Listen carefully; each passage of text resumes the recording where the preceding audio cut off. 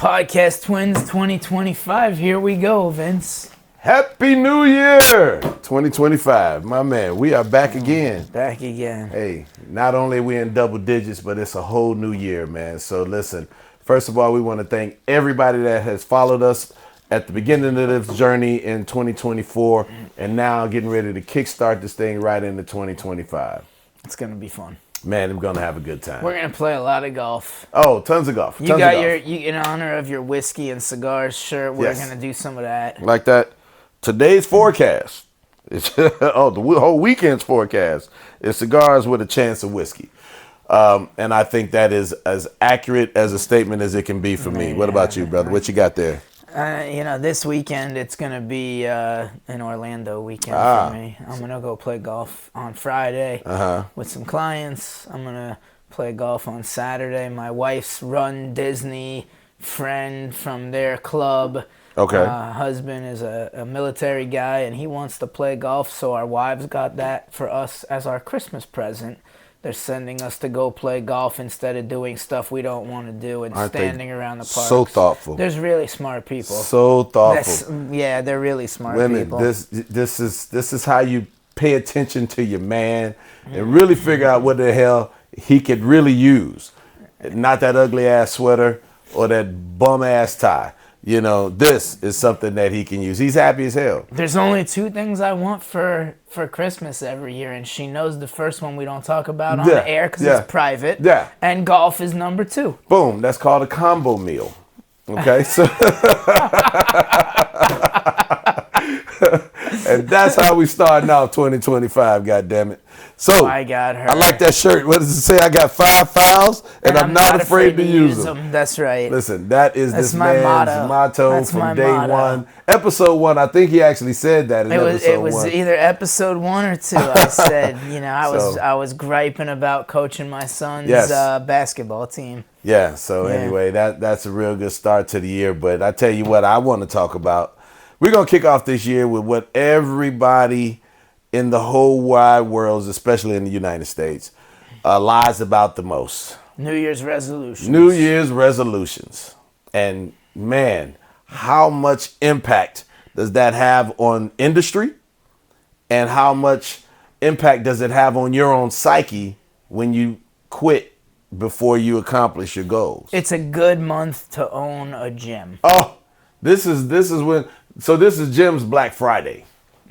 This is the whole month of January is Jim's Black Friday. So they have made all of their, because listen, when you own a gym and people actually use it, you lose money because the wear and tear on the equipment. So you want the New Year's resolution people. Gym owners are counting on these people to sign up in January, go real hard, maybe to the 1st of February, maybe to Valentine's Day. They know a Valentine's Day is absolutely probably shorter than that. National Quitters Day. That's for people that really took it all the way in. So, but after that, when you still pay that money, and that's why they get their credit card so it can just keep going on there month after month. That's how gyms make money. When you use the equipment and break it down, they lose money. When you don't show up, they make money. It's a beautiful thing. Back when I was in banking, one of the easiest loans I ever got through underwriting with like flying colors, the guy owned 7 gyms. Oh. And it was. We saw the tax returns and the bank statements, and it was a license to print money. They are printing money. Listen, if you're a kid right now, your goal should be to buy a successful gym and just ride that out. Well, I tell you what I did is a funny thing. Back in the day, back in 1997, right up here on Pines Boulevard, I was friends with the the Olympia people, Olympia gym people. And I was like, okay, this is good. Olympia gym. And they was like, hey man, they got franchise fees and they got franchising. I'm young in my 20s at this point. I'm like, man, I was a personal trainer. I was out there killing it with Bally's, amongst everything else I was doing. Yeah, Bally's, I was a Bally Total trainer, Bally Total Fitness trainer. And before that, it was actually up in North. It was Chicago Health Club that got absorbed by Bally's too. So I was a trainer for a bunch of years and doing all this other stuff. And I was like, you know what? I think I want to go and Own a gym. Own a gym. So I looked into franchising the Olympia franchise, and I was like, oh my God, when I saw the amount of collateral that they wanted at first and all this other kind of stuff. I'm 25 years old, 26 years old. And all of that was just for a 10,000 square foot spot. I think 8,000 was the absolute all that smallest. equipment to set it up and get going ain't cheap. No, so it's not cheap at It is all. what it is, man. Yeah. I mean, it's a lot of overhead and startup and setup costs. Right. But so you're gonna obviously roast the whole New Year's resolution idea. Does that affect you at all? Do you even bother setting one, or do you just say, "Hey, this is what I'm gonna do in January," or what's your deal, Vince? Well, what do you do at this stage of my life, I've realized that a resolution means absolutely nothing. All right. What I am is a short-term goal specialist. Okay. I think you and I are going to see very, very similarly on this then. Because go ahead. I have done the resolution thing in the past. And obviously, I'm an expert on the what happens when you don't complete the resolution aspect of it. But what it does to your actual psyche, which is why now I am a short-term specialist, short-term goal specialist.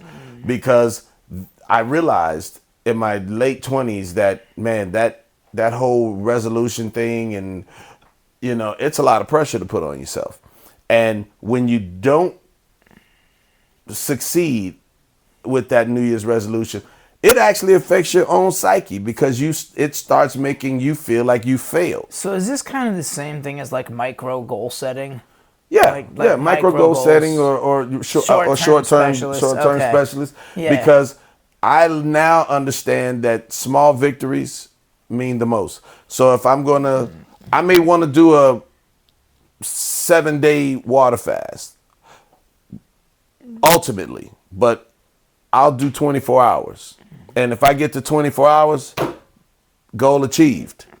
I'm working on the next 24 hours at that point. And that's the way I had to do it, because I realized that I was almost depressing myself because I was lying to myself, or I set what appeared to be unrealistic expectations. So what's your micro goal for the month of January? Like, what did you say? Like, I'm doing this in January no matter what. This is what I want to do and complete and get done. Well, I've done a 72-hour water fast already this month, and we're only on day 8 right now. So I think I did day 3, 4, and 5. Okay. And I did excellent with that. Literally from 5 p.m. that day all the way until 5 p.m. On day 3, I did 78 hours or something. 77 and a half hours of actually water fasting. So I was very proud of that. I felt great when it was all over with. And so that was a micro goal, and I accomplished that. And then you set the next goal. And obviously. I set the next goal. So technically right now I'm actually in the fast from last night at 5 o'clock. In a water fast right now, water and coffee. So how often are you doing these? I'm trying to make sure that I get 36 hours in per week. Of the fast? Of every week. Single week? Every single week. So basically when I come off of, we usually eat dinner at the station around 5 or 6. I usually try to stop eating then, and then don't have it again until 5 to 5 until usually lunchtime on day 2 into it. So it usually starts out as 36, but it usually makes it to about 40, 42. Yeah. And then I crack it. I can do that once a week. That's a longer goal. Yeah. But that's what I'm looking at. But I like your methodology, and I can tell you, I can share with you that I used it as well already. There you go. I said that in 2020, this is back in December, I said in 2025 I will have my own nonprofit. Okay. We will have our website set up. Boom. We will have our online store set up. Okay. And we will have our Ironman golf challenge set up. Wow. So well, that requires longer term thinking. The short-term goal for that was open up the nonprofit. Right. get the paperwork done, which I'm 90%, and like Okay. you said, we're on day 7 or 8 or whatever it is. So I'm getting there. So by the end of January, the bank account will be set up, There the you go. website will be set up. So the idea is by the end of January, I'm here. Then February, we can start working on the event, for the summer, the event for the summer, the Ironman Golf Challenge. Okay. Renamed and rebranded from my previous challenges that I've done and been involved with. Absolutely. And I'm really excited about it. As you honestly. should. I And think the it's gonna longer be you're a lot of excited, the fun. more you'll stick with it. And that's Yeah. the magic. Well, and then getting to that next step, right? Like the next step, once the bylaws are done and the bank account is open and the website is at least, kind of cooking along, I know I'm going in the right direction and hitting those each stepping stones. That's it. You're not trying to accomplish what you should do in the entire year in January. So that Right. makes it almost micro goalish or And I don't want to call this cheating, but let's say I got an advance. I knew it was going to take a few days to get registered, to get my EIN. So I actually started it on the 29th or 30th. Okay. The process on the 29th. that's just or called 30th. forward thinking. That I ain't was cheating. no, I didn't cheat. I just Yeah. I just kind of started a little early. Yeah, that's so, all. Called getting a head start. So that's it. By the end of this month, I'll be at the next step, and then we can start working on how the logistics. They're already all in my head. They just need to be put on paper. That's I like it. I'm Yeah. looking here onto it says how long do New Year's resolutions I'm last? gonna guess. I can't read that because I don't have reading glasses Right. yet, but I probably need them. But that's another story for another day. I'm gonna say on average they last 12 days. Am I Yep. close? Not bad. So, Well, because a lot of people say like I'm not gonna drink anymore, Right. Or I'm not gonna smoke anymore, Right. Or I'm not gonna And they're eat beasts. edibles anymore, whatever. And They're- they do it for a week or they're- two, they're beasts for a and week. then or I'm not gonna eat junk food, right? Yeah. Like it could be anything. Yeah. So how close was I with 12 days? I So, said 12 days. I'll read this for you. It's a very short paragraph. It says, before diving deep into the numbers and studies from 2024, here's a look at interesting concept called Quitter's Day. Yes, that's right. There's actually a day called Quitter's Day, which falls on the second Friday of January. So basically 2 weeks. 12 to second 12 to Friday right. of January could be 12 to loose, 14, 12 but to it's 16 that first days. weekend, Yes. basically. Yeah. It could only be 8 days, It right? could, it could. It's how the weekend hits, If Friday right. is the first. So they said the second Friday is called Quitter's Day because it's considered the benchmark for how long New Year's resolutions last. So I'm gonna say 12 days was a pretty damn That's good why I said guess. you were right there on That's it, a bro. pretty damn good You guess. were shooting the arrow. But for me, I that's what I said, man. I realized a long time ago that resolutions just did not work for my world, but it actually had negative impact on my psyche. And you didn't know that it had negative impact, Did not but know. it did anyway. It did. It had so much negative impact because, again, combine that with me being just such a Capricorn, man. What we do is we're either all in or all out. And so once I'm all out, I'm all out. So whatever it was I was supposed to be in on and I dipped, oh no, I'm going all the way. So that's why I don't do this whole proclamation of dry Januaries and all this other kind of stuff because, again, once I break, I'm gone. So now if I'm like, hey, look, I can have whatever I want within reason, it makes it easy. By saying that, we have also entered into January, has, I think for the last 5 or 6 years, has been recognized as World Carnivore Month. Okay. Now, as easy as that is for people who have experienced carnivore and the pleasures of carnivore and all of this loveliness, we are, social people. And so when you're social people like myself, like my partner, we go out there and you're amongst all these people at lunches and you're doing all these other things. And they throw the bread And on they the come out table. there with this wonderful smelling bread, or hell, even at home. Is that Hawaiian bread toasted? What are we doing? So you have to not choke yourself out when you don't adhere 100%. So I personally adhere to the 85-15 rule? Well, I can tell you that 85-15 rule is good. I can tell you that I told my wife that I was going back to straight carnivore on January 1st. Okay. And the reason being, like, I fell off the wagon a little bit. Holidays or some good homemade desserts. Like, all right, fine. Like, forget. I basically threw it out the window, I'll be honest.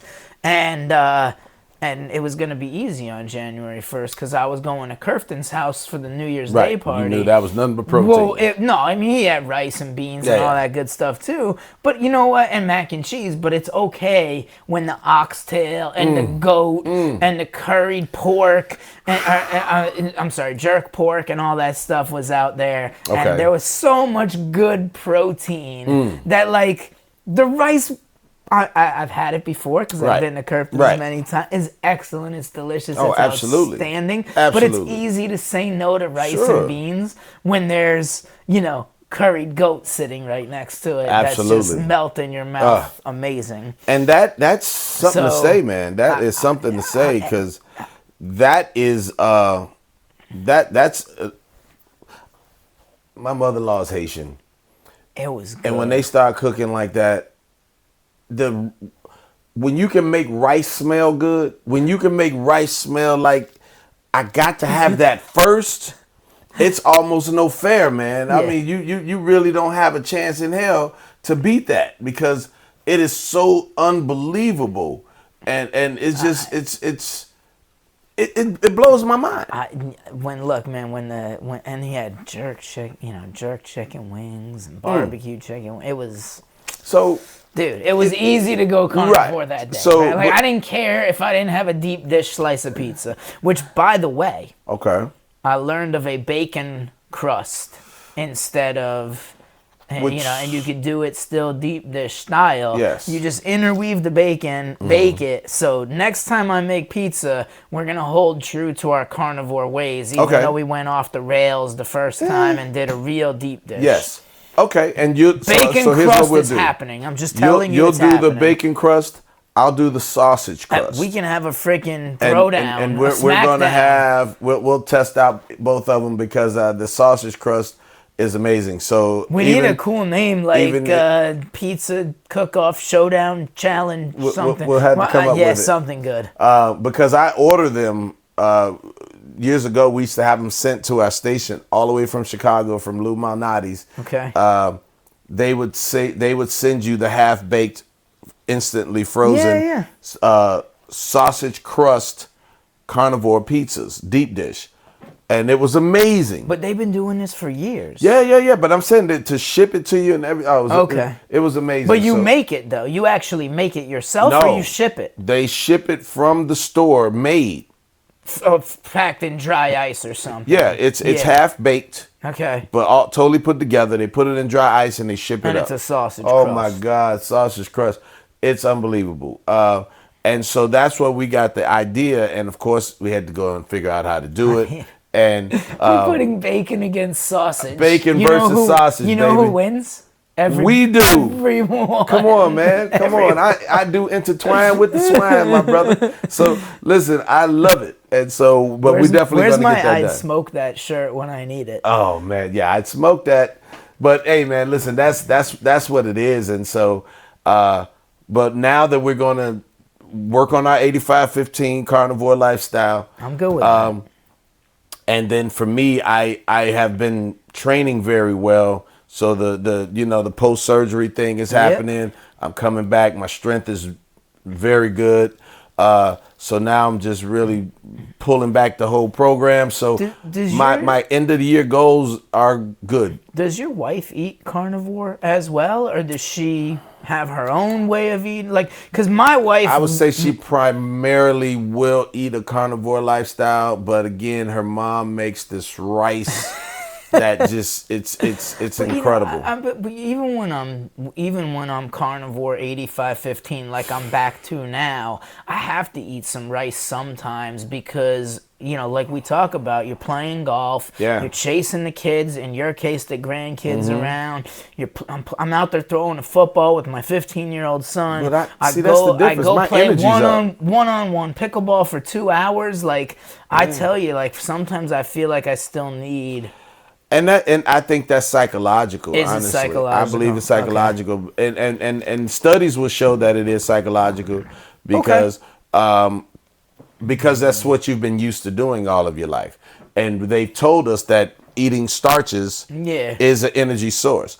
But when I do go all the way in, and that ketone kicks into your brain, the energy. Well, the only thing that I've ever experienced as a drop off, and I'm telling you, I may have only experienced it one time, which is endurance. Okay. So like long cardio, cardio stuff like that. If you're, when I'm on the bike, I cycle session or something. So because I traditionally ride my bike for maybe an hour, because I put on something in my head, put on a nice podcast episode of Podcast Twins, and I'll ride for an hour.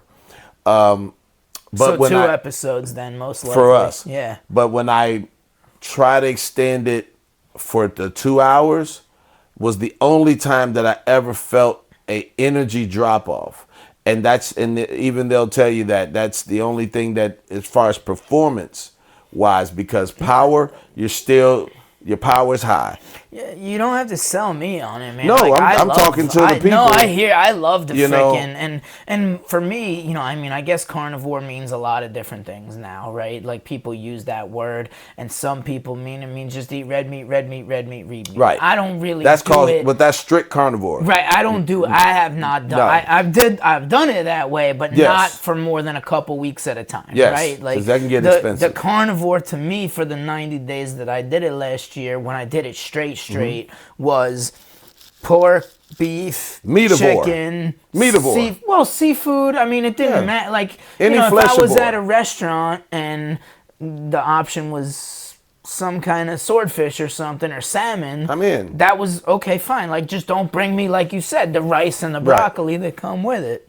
He did meativore. I did meativore. So meativore works for me. So I usually call it the keto carnivore episode, because I'll toss in a little bit. Even with that, I'll have a half an avocado, spinach, not so much on that. No. Maybe a salad, because I literally don't miss the greens at all. But I do like a good colorful salad. I do like that, because I like tomatoes, I like the cucumbers, I like the carrots, stuff. I like everything that you put in the salad, but I don't necessarily need lettuces the greens. So I could go without it. But I do like the what you call that, with the mozzarella cheese and the tomato, the Italian. Caprese. Yes, that's one of my favorite joints in the world. That's a good salad. So I do those and things like that. So I will add that. That's why I call it the ketovore, because I do keto style carnivore, because I will have a little bit of a small amount of veggies and the berries, and avocado. It's just funny because we were at Curfton's again and for New Year's Day, and Iggy, who's one of you played golf with Iggy, so Iggy says to my wife, because he always says, like, how's your crazy wife? Because the joke is she runs these marathons without training. Yeah. So like Iggy's like, that's impossible, and Iggy's a fit, ripped dude. Right. Like, he works out. He's a police officer, an FBI agent by trade. And, of course, a big fan of Podcast Twins and the On Par podcast. And he goes, what did he say to me? He said something along the lines of, gosh, I lost my train of thought. This is up first. I don't even know what just happened here. This is for the blooper reel. That's good, though. What were you just talking about? We were talking about, you was giving a scenario about being at Curfton's house, and Iggy was asking you about the wife. That's how you got sidetracked, talking about the wife. Yeah, I guess so, my wife. But we were talking about eating meat, carnivore, meativore. Oh, how does your wife support your carnivore lifestyle? And I said, well, she told my mother-in-law to get us a Ninja Creamy for Christmas so she can make homemade ice cream all the time. Oh, wow. And I'm like, he goes, wait a minute, I don't think that works. And I said, well, here's the counter to that. And I figured out how to make frozen Greek yogurt taste good without putting sugar in it. Yes. And now I can put that in this device. It's like I don't even. It's like their Ninja Instapot thing that does Okay. frying and all, but just for making ice Wow, cream and really? milkshakes. Ninja's off the charts. So that's what my mother-in-law got us. So I actually tried it and froze it, and I made frozen yogurt, and I could eat frozen yogurt for breakfast now, and it's still Okay. carnivore keto. Now, I watch a lot of these reels and things of that nature because Okay. I follow a lot of carnivore people Yeah. online, and they do these recipes, which Yeah. is pretty awesome. So I have done things like made cottage cheese chips. Okay. Blew my mind. I was like, no way in hell I'll ever do that because I used to like cottage cheese. Only Are they 'cause- plain? I feel like they would but be you can, plain. but you season them. Okay. You put different seasonings in them, and then you put a glob on these baking sheets, run it in the oven at 350, and you bake them. And I'm telling you, they come out pretty doggone tell you, good. I make cheese crisps. okay. I make those. I mean, when I feel like I need a psychological Yeah, thing, yeah. I make stuff like that. But I think the wildest one, and it's they made this Greek yogurt Reese's peanut butter cup deal. Oh my God. That's kind of similar to what I make. Oh It's my like God. all natural peanut butter. They Dark use the peanut butter chocolate cocoa powder, powder, and I yes. just mix it up in there Oh, and then man. freeze it, and then I put it in this thing, and I'll tell you, it was Unbelievable. outstanding. So when I do need that cheat meal, Right, it's right. not really a cheat meal. Right. But I tell you, the thing I like But this thing was best- like 20 grams of protein per serving or something like but that. the thing I like, and I'm sure mine's right there, but I think the thing I like best about the meativore diet Yes. is roasting a whole chicken or a whole turkey or just eating a steak. Yeah. And just eating a steak is the most underrated meal, I think, of all time. Nothing with it, just a freaking perfectly cooked, really nice piece of steak. Well, That's got to be the best part about the meativore diet. Or Shout out- extra crispy bacon. shout out to Little Johnson Bell. So that's one of our we have well, she was a captain at the time, Crystal Little, and my driver was Ken Johnson, and of course Vince Bell. So Yeah. when we put the name on there, it was Little Johnson Bell, and Got I was it. like, that sounds like a blues singer. Yeah. Oh, coming to the stage, we got Little Johnson Bell. That does sound like a blues But singer. the funny thing was we specialized because we worked together for a nice little while for a minute, and we were the ones who actually were ordering the pizzas to come in and doing all that. But we have coined the phrase, what are you going to have, man? Oh, now for dinner, we're going to have meat with a side of meat. Okay. So whether we do the ribeye with a side of bacon or whether we do chicken with a side of sausage, that's the side.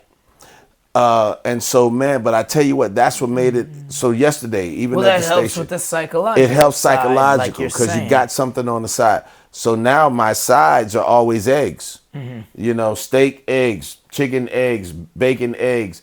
And man, I tell you what, it's been 8 days in. I'm feeling quite amazing. I did the 3-day fast, so the numbers have dropped. But even when I started eating again, I have not snapped back. Well, last night for dinner, my daughter and I just had steak. That was it. We didn't Yeah. have a side of nothing. Yeah. Steak with, that's it. And it was delicious. Of course, the steak is delicious, man. But I made it. Of course it was good. I got to read this for the people because this is kind of what brought us here. oh, shoot. Back About to the New Year's resolution. Yeah, we're way off are that. the same as time. Okay, I said at nearly the top of everyone's list is to get fit. Gyms capitalize on the enthusiasm with special offers, guilt-inducing ads, and shiny facilities to design to lure its new members. However, statistics show that up to 80% of these memberships go unused completely by mid-year. Now, we already established that by the second 12th Friday, 12th day, it's yeah. already done. But they're saying by 80% by mid-year, by maintaining the motivation to work out is harder than signing a contract. But don't worry, you're not alone. This meme proves that you're. Look at this. Listen. So, I mean, the other top ones are kind of the ones we talked about, right? Like no more alcohol, no more smoking, no Yeah. more weed. But I no think more getting whatever, fit is right? bigger than all of it. I think that's the That's number the one. number one. Yeah, Because when we usually talk if those about- people are trying to quit those other things, that means they have a problem. It is important. I mean, if you don't have your health, you got nothing, right? But I think that if those people that really make those designations feel like it's a problem. it's a problem, and they really shouldn't be trying to just go cold turkey. They need to have their ass in some therapy so they can help get that off. And going to the gym is only 20% of the battle. If your Yes. diet is whacked out, Absolutely. and you don't change that at all, it doesn't matter how much you go to the It's gym. one of my other T-shirts that say you cannot out exercise a bad diet. Right. And it's true. So, but either way, working out is therapy to a degree, but you got to be able to make it work for you and make it overcome the rest of your life. Because the one thing about working out and any kind of working out is true.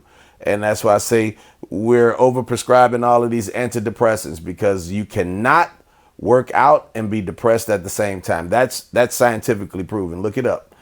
You cannot work out and be depressed at the same time. Once the endorphins kick in, you're no longer in a state of depression. Chemically, you cannot be depressed. And when you say that, how do you define workout? Is it just exercise and move your body in any way? Or any form of concentrated movement. So even if it's stretching? Well, stretching doesn't really elevate your. It's more stretching is that won't release more the spiritual, endorphins. right? You're not Okay. getting an endorphin boost. Okay, got But it. anytime you get your heart rate up, or you tax your muscles, or you're doing something that requires you to focus, like when you got a bench press over your head, you're focusing. When you're on the ground trying to do push-ups, you're focusing. Or when your thighs are burning, you're focusing. You're standing over a golf ball. You're trying to You're focus. trying to focus, but that's a whole different animal, man. Shit.